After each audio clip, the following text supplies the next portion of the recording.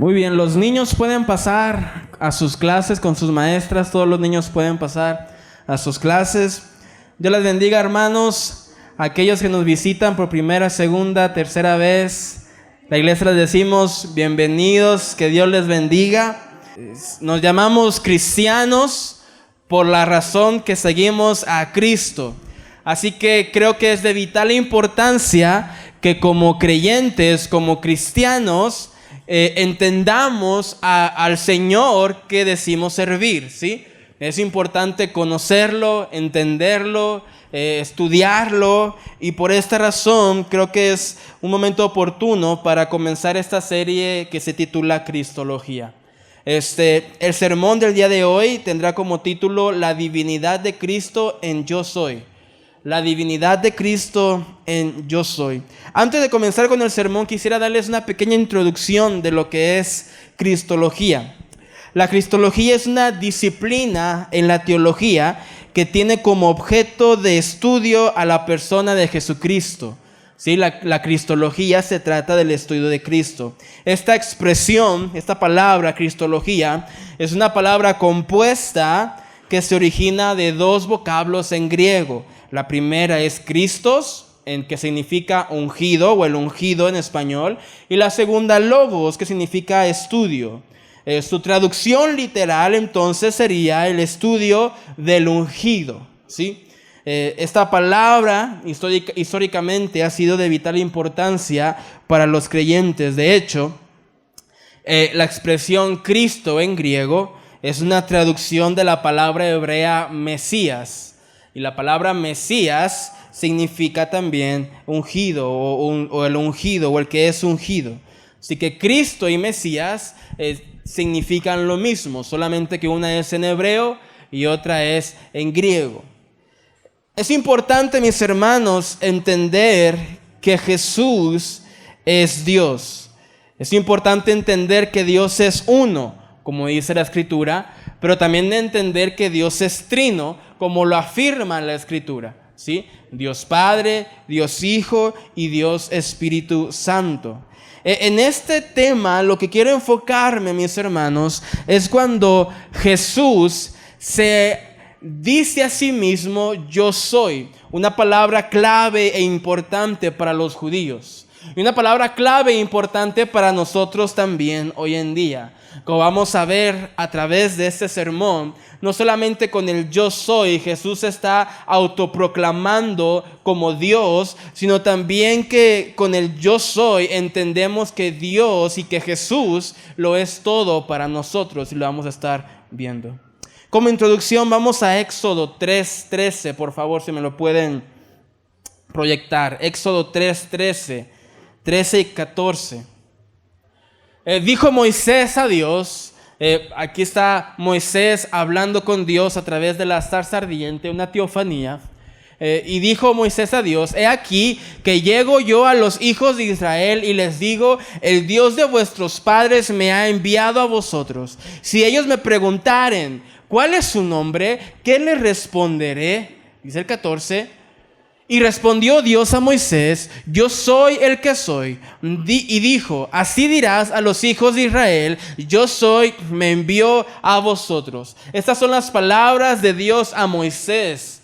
Moisés se encontraba dando excusa tras excusa. Y llega el momento en que Moisés dice, bueno, y si yo voy y me preguntan cómo se llama este Dios, ¿qué voy a responder? Y Dios simplemente dice, mira, tú diles que yo soy. Yo soy.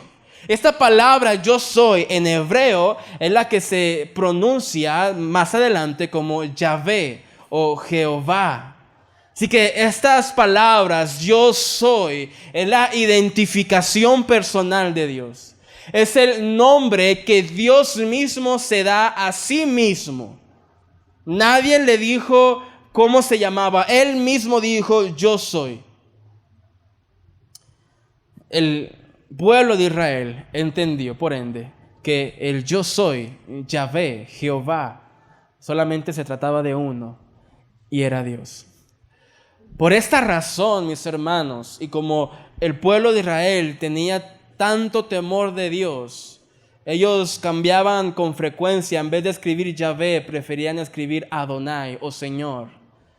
¿Por qué? Por temor del nombre de Dios. Así que años más adelante, cientos de años más adelante, llega un personaje, Jesús. Y este personaje, Jesús, en medio de todo el pueblo de Israel que entiende que yo soy es solamente Dios, y que entiende que Jehová es solamente Dios, llega a él y se autoproclama nuevamente como yo soy. Algo que a los judíos les impactó tremendamente. Vamos a ver 7 puntos en esta tarde, 7 versículos donde Jesús se declara como el yo soy y las implicaciones que tiene a nuestra vida. Yo sé que estos 7 versículos son muy comunes que se prediquen, son muy escuchados con frecuencia, pero nuevamente creo que es un buen comienzo para entender cómo Jesús se autopercibía y se autoproclamaba en las historias de la Biblia. Juan 6:48, si me los proyectas, por favor. Vemos que Jesús se autoproclama como el pan de vida, y esto es muy importante. Dice Jesús: yo soy el pan de vida. Vuestros padres comieron el maná en el desierto y murieron. Este es el pan que desciende del cielo para que el que de él come no muera. Jesús se está refiriendo a una historia que todo el mundo conocía. Todo el mundo sabía que el pueblo de Israel había pasado por el desierto. Todo el mundo sabía que el pueblo de Israel había clamado a Dios por alimento y que Dios en su providencia había mandado maná. Sin embargo, este maná que el pueblo de Dios estaba recogiendo no era eterno, era temporal. Este maná del cual se alimentó el pueblo de Dios por el desierto solamente les saciaba por un instante, por un momento. El pueblo de Israel tenía que recoger maná diariamente mientras pasaba por este desierto, y recolectar maná y almacenar maná. Y es lo que dice Jesús: yo soy el pan de vida. 49. Vuestros padres comieron del maná, pero murieron. Ellos disfrutaron de ese maná, ellos se alimentaron de ese maná, pero murieron. Mas sin embargo, el que coma de este pan, que desciende del cielo, el que come de este pan, no va a morir, no va a perecer. Jesús se está presentando como el sustento de nuestras vidas. No es un sustento físico solamente, no es un sustento de pan literalmente, no es un sustento de algo temporal de lo que está hablando. Él está hablando de sí mismo, de su cuerpo, el que participa de la Santa Cena del Señor, el que participa, el que come de este pan, no morirá. Como creyentes podríamos buscar maná, esperar alimento diario. Estamos sustentándonos solamente día tras día, tras día, tras día. Y cuando un día va mal, entonces el ánimo cae. ¿Por qué? Porque el pan que comemos no es el pan que desciende del cielo, no es el pan eterno, no es el pan que lo sacia por la eternidad. Así como Dios sustenta a su creación, y así como Dios Padre sustenta todo lo creado con su poder y su aliento, de la misma manera Jesús nos sustenta espiritualmente Él mismo como el pan que desciende del cielo. Jesús no solamente, mis hermanos, es una figura histórica. Jesús no debemos de verlo como un personaje o alguien que nos da todo lo que le pidamos. Jesús debiéramos de verlo como el sustento, el aire que respiramos, como el alimento que necesitamos. La promesa es que el que coma de este pan no va a morir. La promesa es que el que coma de este pan tendrá vida eterna. La promesa es que el que coma de este pan es solamente necesario que coma una vez y será salvo por la eternidad. Es semejante a lo que le decía Jesús a la mujer samaritana. Mujer, tú me pides agua de este pozo, pero si bebieres de esta agua, no tendrás sed jamás, una vez y para siempre. Es como lo dice el libro de Hebreos. Porque la sangre de los machos cabríos no es suficiente para limpiar el pecado de las personas, pero la sangre del Cordero, la sangre de Cristo, que se derramó una vez y para siempre, una vez y ya. No es necesario estar una y otra vez. Si tú has probado de este pan, si tú has comido de este pan, si te has deleitado de este alimento divino, entonces puedes estar seguro que tendrás eternidad en el cielo. Son las palabras de Jesús. Él es nuestro sustento. Él es nuestra fuerza. Él es nuestra barca espiritual, el ancla donde nuestra fe está sostenida. Vamos ahora a Juan, capítulo 8, versículo 12.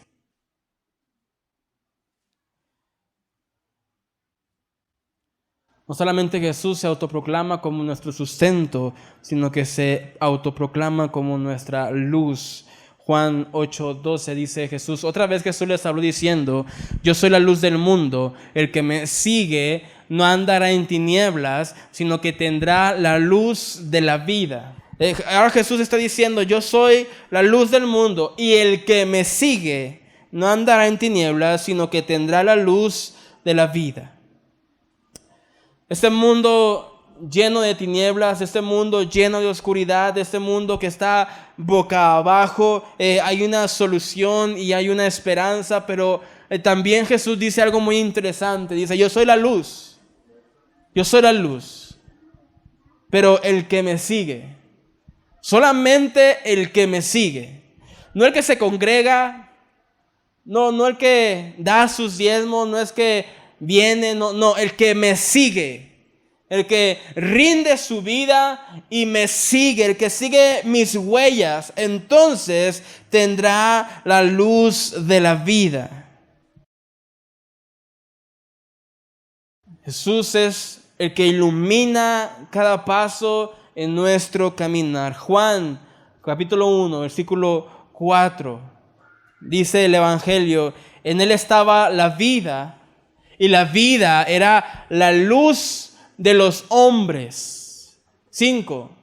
La luz en las tinieblas resplandece y las tinieblas no prevalecieron contra ella. Aquí hay una promesa y una esperanza, mis hermanos, para todos nosotros. ¿Y cuál es? Que aquel que está en la luz no será vencido por las tinieblas. Aquel que está en la luz no será vencido por el mal, no será vencido por el pecado. ¿Por qué? Y la oscuridad, las tinieblas no prevalecen en contra de ella, porque Él es nuestra luz. Así como dice Pablo en Romanos, si Él está con nosotros, ¿quién contra nosotros?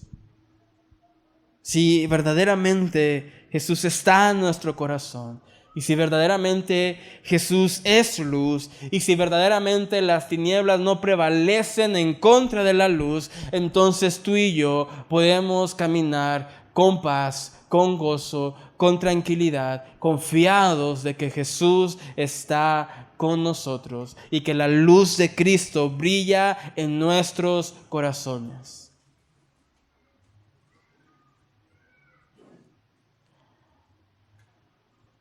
No sé si has estado en una casa sin luz. Aquí no pasa casi, ¿verdad?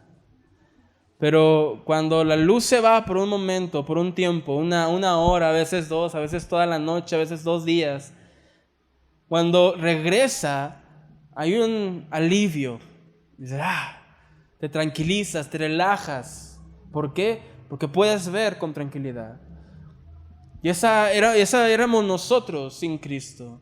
Caminando a oscuras, en tinieblas, tropezando, equivocándonos de camino, equivocándonos de lugar, dando pasos incorrectos. Pero cuando la luz de Jesús alumbró nuestra vida, tuvimos un camino alumbrado, un camino iluminado, un camino seguro. Podemos caminar seguros en esta vida. Y caminar seguros, mis hermanos, no significa que todo nos saldrá bien, no significa que nunca pasaremos por pruebas, no significa que nunca pasaremos por dolor, significa que aún en medio de todas estas cosas nosotros podemos encontrar esperanza en Cristo Jesús. Nuestros matrimonios son alumbrados con Cristo y tienen esperanza en Cristo. Nuestros hijos, nuestros cónyuges inconversos, nuestros padres inconversos, todos ellos tienen esperanza en Cristo. Pero recuerden, mis hermanos, aquellos que le siguen. La pregunta aquí es, ¿le sigues? ¿Le sigues? No estoy preguntando si vienes. No te estoy preguntando si cantas, si diezmas, si participas en un ministerio. Te estoy preguntando, ¿le sigues? ¿Vives para Él? ¿Te esfuerzas en santificarte para Él? ¿Te esfuerzas en combatir contra tus deseos de la carne y glorificar su santo nombre? ¿Te esfuerzas en pisar las huellas que dejó nuestro Señor Jesucristo para este camino en la vida? La pregunta es, ¿le estamos siguiendo? Las tinieblas no prevalecieron contra ella. Eso significa que la oscuridad de la maldad nunca ha triunfado y nunca triunfará sobre la luz de Dios. No importa qué tan oscuro se vea el lugar, no importa qué tan grande sea el problema, no importa qué tan desalentado te encuentres, mis hermanos, recuerda, las tinieblas nunca han triunfado y nunca van a triunfar sobre la luz de Cristo. La clave es confiar en su luz.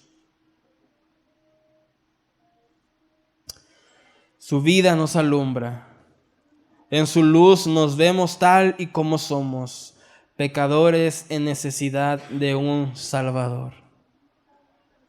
Entre más nos acercamos a la luz, más veremos nuestra condición caída, nuestra condición de pecado, y veremos más la necesidad de Cristo, de humillarnos delante de Él. Hay un problema, mis hermanos, cuando el creyente entre más tiempo o entre más años tenga de creyente, más arrogante se vuelve y piensa que más perfecto se vuelve, cuando la realidad es todo lo contrario. Entre más conocemos a Jesús, más vemos nuestras imperfecciones y más vemos nuestro pecado y más vemos nuestra condición, y eso nos hace humillarnos cada día más a la luz de la cruz de Cristo. No podemos pretender seguir a Jesús sin antes humillarnos delante de Él. No podemos pretender caminar en un camino iluminado, santo, sin antes llegar a sus pies, arrodillarnos delante de Él y glorificarle. No podemos, mis hermanos, pretender vivir una vida santa y pretender decirnos cristianos si no le seguimos, si solo nos congregamos. Y no quiero confundir, no quiero que pienses y digas, bueno, ahorita yo estoy luchando contra esta situación o contra este pecado, contra esta tentación, y si estás luchando para no hacerlo, eso es bueno, sigue adelante. Pero si has dejado que el pecado te inunde, y has dejado que la tentación te tumbe, y has dejado que los problemas hagan olvidarte de Dios, entonces es necesario que te levantes y seas iluminado con la luz de Cristo. Él es la luz del mundo.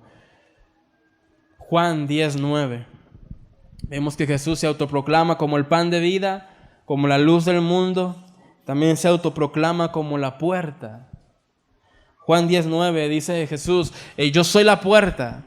El que por mí entrare será salvo y entrará y saldrá y hallará pastos. Juan, está hablando, relatando las palabras de Jesús. Jesús está hablando que Él es el buen pastor, que Él es la puerta del redil, que los que vinieron antes de Él no eran sino que salteadores, eran falsos profetas y falsos maestros. Y Él está diciendo, yo soy la puerta del redil. Hay un redil y están las ovejas de mi Padre y yo soy la puerta. Todo aquel que pretenda ser parte del redil tiene que entrar ¿por dónde? Por la puerta. Todo aquel que pretenda ser parte del redil, todo aquel que pretenda ser oveja, que pretenda ser hijo, es necesario que pase por la puerta y soy yo, dice Jesús. El que quiera brincarse, ese es un falso maestro, falso convertido, falso profeta. Todo aquel que pasa por la puerta es transformado. Todo aquel que pasa por la puerta es marcado de por vida en su corazón para escuchar la voz de uno, y ese es el pastor de los pastores, nuestro Dios. Todo aquel que quiera llegar a la vida eterna, hay solamente una puerta, y esta es Jesús. Así como todo aquel que quiere vida eterna es necesario que coma del pan divino, también todo aquel que desea tener la vida eterna, es necesario que entre por la puerta que es nuestro Señor Jesucristo. Vamos a Salmo 118, por favor. Salmo 118, 17 al 20. No moriré, dice el salmista, sino que viviré y contaré las obras de Jah. Me castigó gravemente Jah, mas no me entregó a la muerte. 19. Abridme las puertas de la justicia, entraré por ellas, alabaré a Jah. Esta es puerta de Jehová, por ella entrarán los justos. Por esta puerta entrarán los justos, los salvos, los santos. Por esta puerta entrará todo aquel que llega a encontrar la vida eterna que está en Cristo Jesús. Pero nuevamente, y enfatizo esto, que para tener salvación, para ser parte del redil, para ser parte de los hijos de Dios, es necesario entrar por la puerta.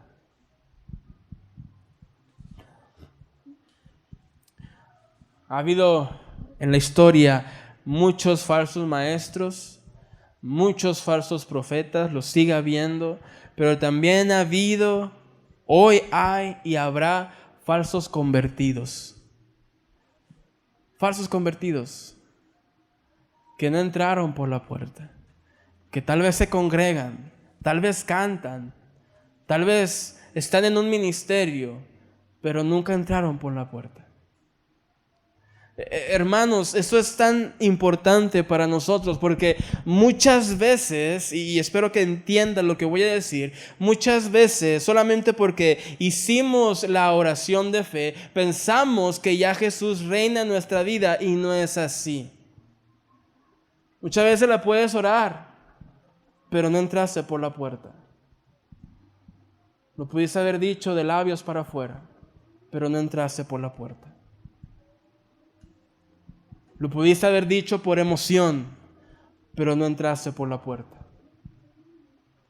A lo mejor vienes y te congregas por costumbre, por tradición, porque tus papás te traían de chiquito, ya estás grande y pues ya estás acostumbrado, pero no entraste por la puerta. Hijos, que sus padres sean creyentes no les garantiza salvación a ustedes.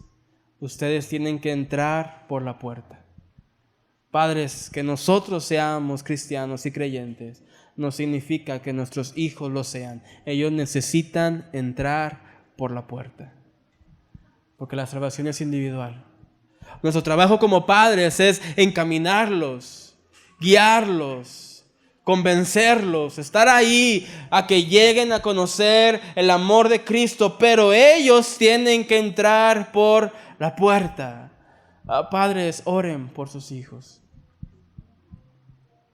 Oren por sus hijos. Yo acostumbro orar por mi hija. Señor, ten misericordia de ella como tú la tuviste conmigo. Señor, dame sabiduría para guiarla, para encaminarla en tus caminos, para mostrarle el camino correcto. Dame inteligencia. Señor, permita que mi hija te conozca. Sé tú guardándola de todo mal. Sé tú guiando sus pasos. Sé tú guiando su vida. Porque mi hija necesita entrar por la puerta. La pregunta ahora aquí es: ¿has entrado por la puerta? ¿Has entrado por la... Tu vida ha sido marcada cuando entraste. Tu vida fue transformada cuando entraste. Entraste y ya no fuiste el mismo. Entraste y has cambiado. Ya no eres como eras antes. No solamente aquí, sino en casa, en el trabajo, en todos lados. Ahora eres diferente. Has entrado por la puerta o te la brincaste. ¿Has entrado por la puerta o saltaste la cerca? Juan capítulo 10, versículo 11. Yo soy el buen pastor. El buen pastor su vida da por las ovejas. Eso lo conocemos. 14. Yo soy el buen pastor y conozco a mis ovejas y las mías me conocen. Hay un video por ahí antiguo donde hay un montón de ovejas a lo lejos. Y está el pastor y está un grupo de jóvenes, quiero pensar, no se ven muy bien. Y los jóvenes tratan de llamar a las ovejas. Y le dicen, no sé, cosas de que saben, ¿verdad? No sé cómo se le dan a las ovejas. Pero los jóvenes tratan de hablar a las ovejas y las ovejas no se mueven para nada. Ellas están pasteando, ellas están comiendo. Pasa uno, no puede. Pasa otro, no puede. Pasa otro, no puede. Pero de repente el pastor pasa y les habla. Y una por una las ovejas comienzan a venir hacia el pastor y todos se asombran. Y esto es lo que Jesús está diciendo. Yo soy el buen pastor, yo conozco a mis ovejas, pero ellas también me conocen a mí. Ellas escuchan mi voz, ellas obedecen mi voz, ellas saben identificar mi voz. Ellas son mías y como son mías, ellas saben cuando yo les hablo. Y cuando alguien más les habla, ellas no obedecen porque son solamente mías. Hoy en día, mis hermanos, hay un sinfín de doctrinas falsas, peligrosas, distorsionadas, que distorsionan la Biblia, la palabra de Dios y su evangelio, pero sus ovejas escuchamos su voz. La oveja de Dios sabe reconocer cuando una doctrina, cuando una palabra, cuando un sermón, cuando una clase, cuando algo que se dice no va de acuerdo a la palabra. El Señor se autoproclama como el buen pastor. El buen pastor cuida de las ovejas, guía a las ovejas, protege a las ovejas, pero las ovejas obedecen al pastor. Ellas siguen al pastor. Ellas se detienen donde el pastor se detiene. Ellas comen donde el pastor dice. Ellas toman agua donde el pastor dice. Y la promesa es que si una llega a irse, una llega a descarrilarse, la promesa es que el buen pastor va por ella y la encuentra y la regresa al redil. ¿Por qué? Porque el Señor no pierde sus ovejas.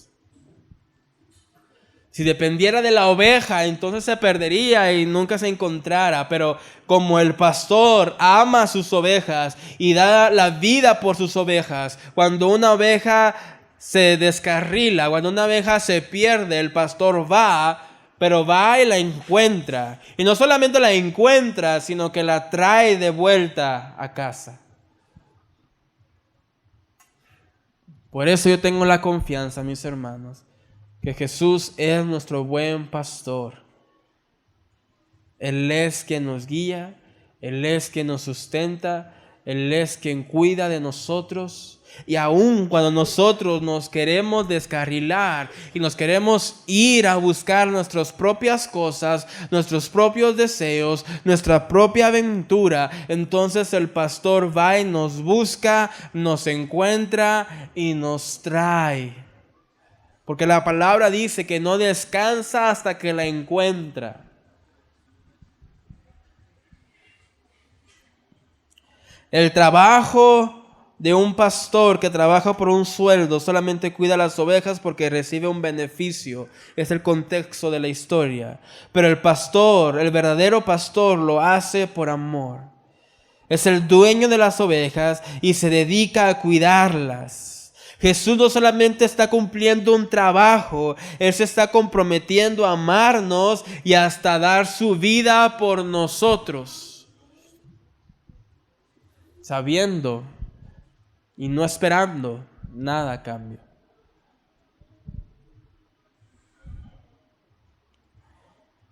El que busca solamente el beneficio, el que busca solamente el sueldo, el que busca solamente la ganancia, en cuanto vea pérdidas, en cuanto vea números rojos, en cuanto vea dificultades, se va.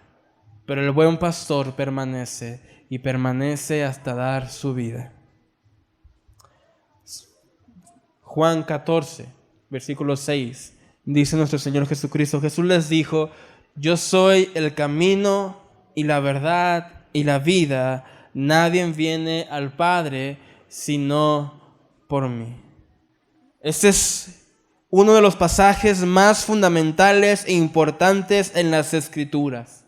Jesús se autoproclama como el camino. Yo soy el camino. No hay ningún otro camino. No hay ninguna otra religión. No hay ninguna otra opción. Solamente es Jesús. Él es el camino. Hoy en día hay muchos que dicen que para llegar a Dios hay muchos caminos y hay muchas formas, pero son mentiras, porque solamente Jesús es el camino. No hay otro camino. Es el único medio para llegar a Dios. Jesús dice: yo soy la verdad. Él es la verdad. No hay otra verdad. La verdad no es relativa, es absoluta. La verdad de Dios es Cristo. Yo soy la verdad. Y cuando Jesús dice algo, eso es verdad. Cuando la palabra de Dios dice que el hombre deba casarse con una mujer, eso es verdad. Cuando la Biblia habla que en Jesús hay salvación, eso es verdad. Cuando la Biblia dice que somos más que vencedores por aquel que nos amó, eso es verdad. Cuando la Biblia dice que al que mucho se le dio, mucho se le va a demandar, eso es verdad. No hay otra verdad más que la de Jesús. Y también Él se autoproclama como la vida. Él es vida. Él no tiene vida, Él es vida. No hay nada en esta tierra que sea vida, solamente Jesús.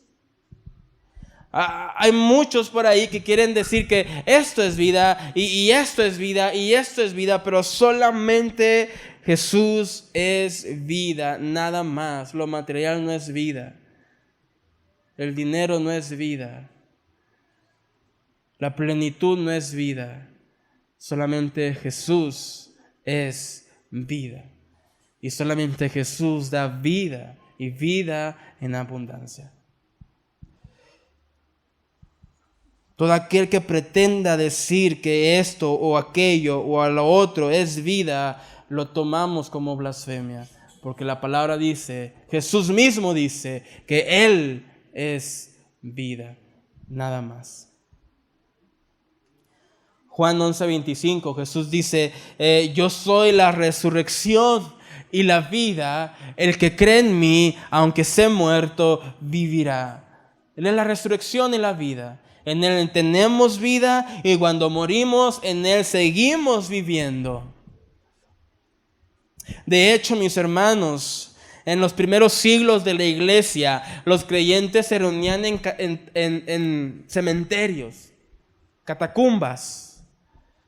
¿Por qué? Porque ellos creían que sus hermanos, aunque morían, seguían vivos en Cristo. Y esta es lo que cree el creyente, que el que está muerto, aunque esté muerto, va a vivir en Cristo. De hecho, podemos decir que aquel que muere está más vivo que nosotros, porque no está en este mundo, sino está con Cristo en gloria. Así que cambiemos nuestras palabras y en vez de decir lamentablemente nuestro hermano murió, digamos, es una bendición, nuestro hermano está con Cristo. Está gozando de una vida eterna y una vida llena de gloria. Número 6, Juan 15:5. Yo soy la vid, vosotros los pámpanos, el que permanece en mí y yo en él, este lleva mucho fruto, porque separados de mí nada podéis hacer. En estos versículos Jesús está autoproclamando como la fuente de todo poder, como la fuente de todo aquello que da fruto. Si hay alguien aquí que da fruto, sepa que es por la vid. Las ramas, si la cortas, no puede dar fruto. La rama necesita estar en el árbol, en el tronco, en la vid, para entonces dar fruto. Y Jesús está diciendo, yo soy la vid, la fuente de todo.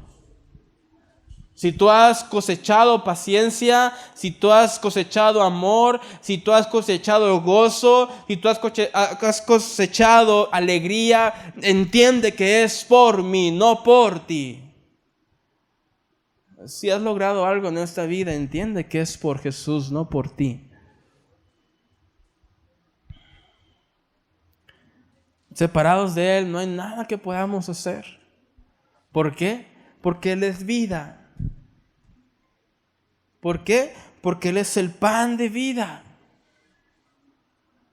Separados de Él, separados de la vida, ¿qué podemos hacer? Nada. ¿Por qué? Porque estaríamos muertos.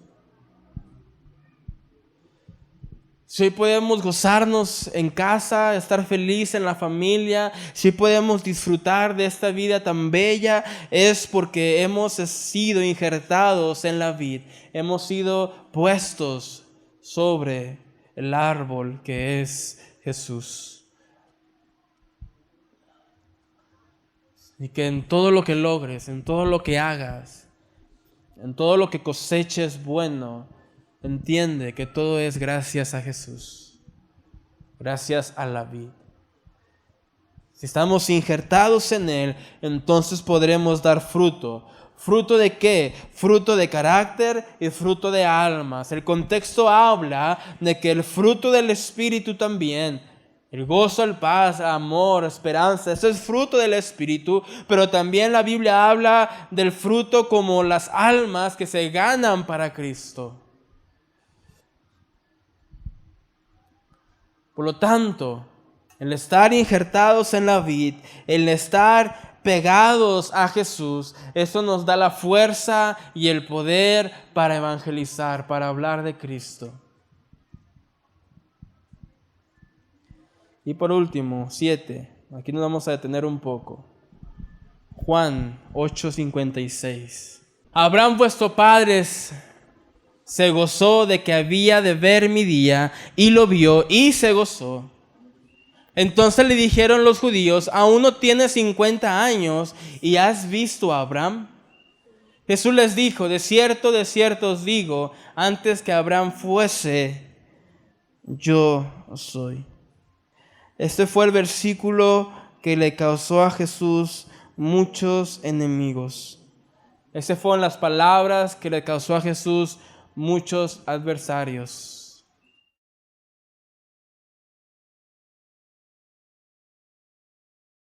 Jesús le está diciendo a los judíos, Abraham, su padre, recordemos la historia judía, Abraham, su padre, se gozó de que iba a ver mi día y se gozó. Y entonces los judíos dijeron, a ver, Jesús, Abraham pasó hace cientos y cientos de años, nuestro padre Abraham vivió hace muchos años. ¿Cómo tú siendo tan joven le conociste? Y Jesús respondió con estas palabras. Jesús les dijo, de cierto os digo, antes que Abraham fuese, yo soy. Las mismas palabras que Dios le dijo a Moisés. Cuando tú vayas al pueblo y te pregunten quién o cómo se llama tu Dios, tú di, yo soy. De hecho, si seguimos leyendo en el versículo 59, tomaron entonces piedras para arrojárselas, pero Jesús se escondió y salió del templo. ¿Tú te imaginas que Jesús solamente por estas palabras fue suficiente para que el pueblo judío quisiera matarlo con piedras? La pregunta es, ¿por qué? Porque Jesús se atribuyó palabras y un nombre que solamente a Dios le correspondía y los judíos lo tomaron como blasfemia, porque no entendieron que Jesús es Dios. Jesús con estas palabras se está atribuyendo, mis hermanos, eternidad. Jesús cuando dice, antes de que Abraham fuese, yo soy, se está atribuyendo eternidad. Él está diciendo, antes de que su padre, su patriarca, el padre Abraham naciese, yo ya estaba, yo ya existía. ¿Por qué? Porque yo soy. Y estas son las implicaciones del yo soy para nosotros.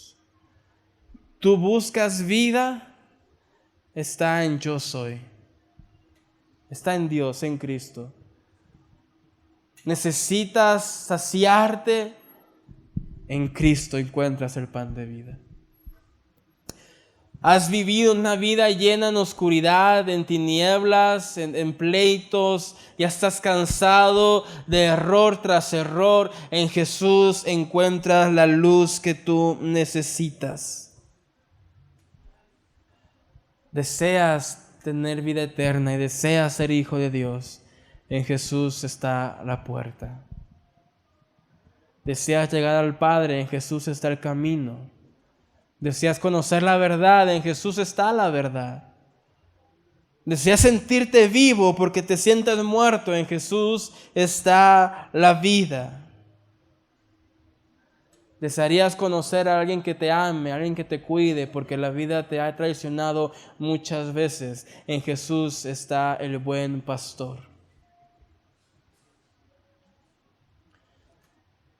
Deseas cambiar y poder amar a tu familia y a tus hijos. En Jesús está la vid, el árbol de donde fluye todo lo que puedas hacer. La conclusión es, mis hermanos, que en Jesús lo encuentras todo. La conclusión es que Jesús no solamente es un personaje histórico, sino que es Dios mismo encarnado. La conclusión es, mis hermanos, que tú puedes estar buscando tu propia felicidad, buscando tu propia vida, buscando tu propio camino, pero estarás fracasando una y otra vez, porque solamente la solución, la respuesta está en Jesús. Así que si hoy te sientes desanimado, si has llegado a este lugar después de estar ausente por un tiempo, por un buen tiempo, si hoy tú has tratado de hacer todo a tu manera, pero has fracasado una y otra vez, si hoy tú sientes que estás viviendo en tinieblas, hoy te digo, hay luz en Jesús. Solamente tienes que seguirle. Pongámonos de pie en esta tarde, mis hermanos. Y este es el riesgo para todos. Que todo aquel que desee tener esta luz, todo aquel que desee tener este buen pastor, todo aquel que anhele deleitarse y comer de este pan de vida, todo aquel que desea estar en este camino, el riesgo es que tienes que seguirle. ¿Y por qué digo riesgo? Porque el seguirle es dejarlo todo. El seguirle es negarte a ti mismo. El seguirle es tomar tu cruz, es tomar tus cargas, es tomar tu pecado, ponerlo delante de Él. Pero no solamente tus cargas y tu pecado, sino tu voluntad. Si tú quieres ser parte del redil, si tú deseas ser parte de las ovejas del Señor, entonces tienes que aceptar un hecho, que tú ya no controlarás tu vida.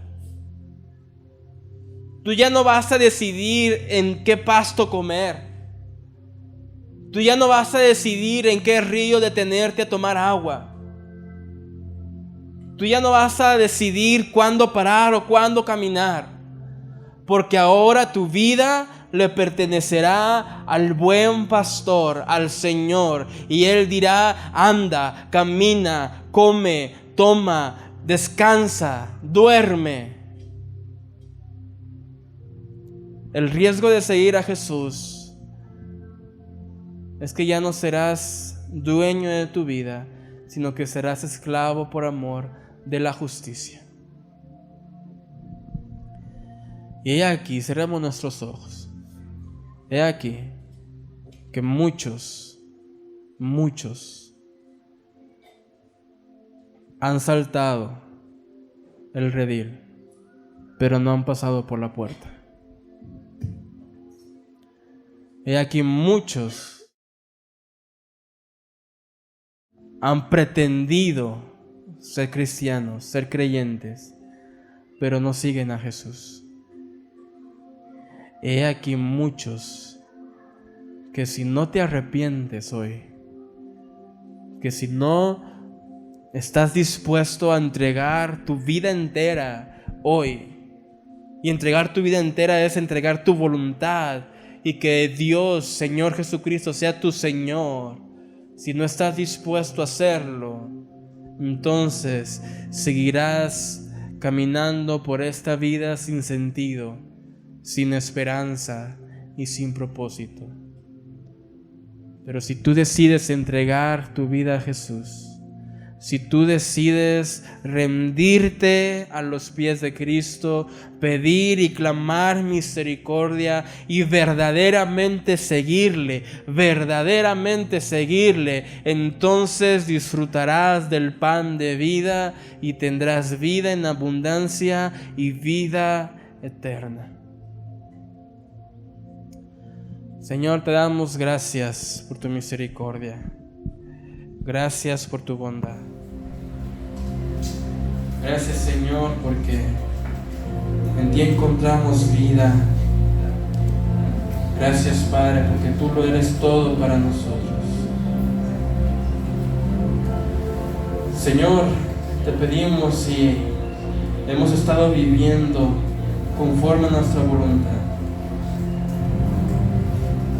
si hemos estado pretendiendo ser tus ovejas, pero realmente hemos estado viviendo conforme a nuestra voluntad, conforme a nuestros deseos, hoy nos arrepentimos. Hoy nos arrepentimos para que tú reines en nuestra vida.